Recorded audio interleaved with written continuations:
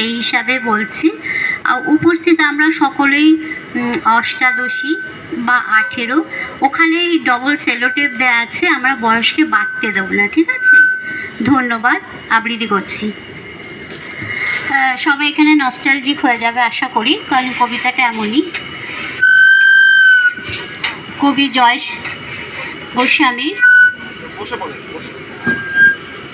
মালতীবালা বালিকা বিদ্যালয়। বেণী মাধব, বেণী মাধব, তোমার বাড়ি যাব।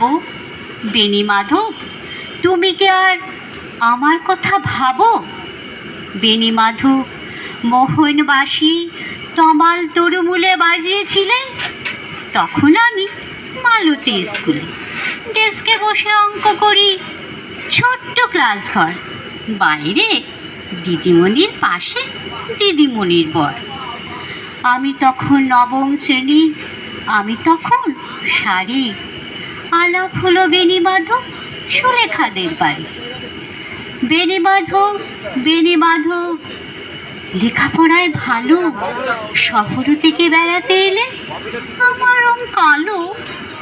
তোমায় দেখে এক দৌড়ে পালিয়ে গেছি ঘরে। বেণী মাধব, আমার বাবা দোকানে কাজ করে। কুঞ্জে অলি গুঞ্জে তবু ফুটেছে মঞ্জরি।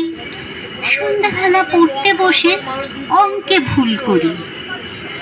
আমি তখন নবম শ্রেণী, আমি তখন 16। ব্রিজের ধারে বেণী মাধব, লুকিয়ে দেখা হলো।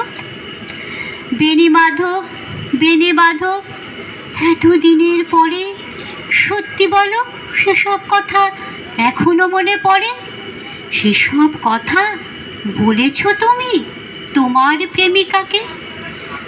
আমি কেবল একটি দিন তোমার পাশে তাকে দেখেছিলেম আলোর নিচে, অপূর্ব সে আলো।